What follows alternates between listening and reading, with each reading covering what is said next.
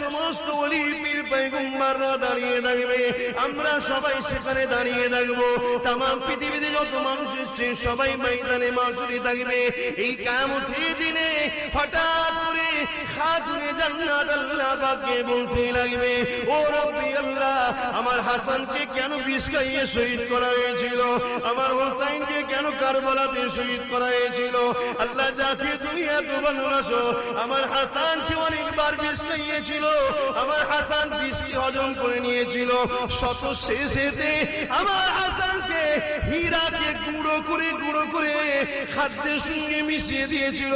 পেটের মধ্যে গিয়ে ওই হীরাটা নারীগুলোকে কেটে টুকরো করেছিল, কলিজা থেকে শুরু করে সব টুকরো করে ফেলেছিল।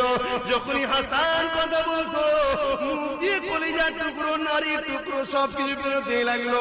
এত কষ্ট দিয়ে আমার বাচ্চা কেন শহীদ হয়েছিল, আর আমার হাসাইন কেন কারবালার জমিনে পানি পেল না?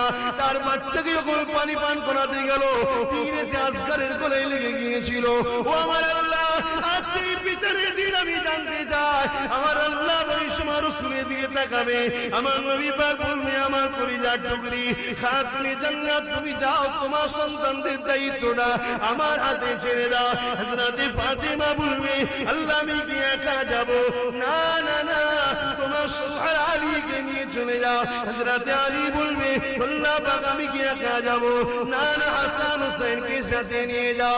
এ যুবকেরা, যখন খাতুনে জান্নাত জান্নাতের দিকে যেতে লাগবে, জান্নাতি লিবাস উড়িয়ে দিয়ে গায়েবী আওয়াজ এসে যাবে, এ ময়দানে মাশরের বাসীরা, মাথাটা হ্যাঁ করে নাও, আল্লাহ নবীর নওয়াসা, আল্লাহর খাস বান্দি খাতুনে জান্নাত জান্নাতে যাচ্ছে।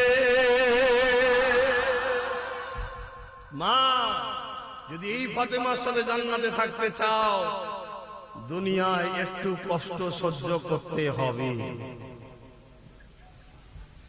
বুঝতে পারছেন মাইকের আওয়াজে?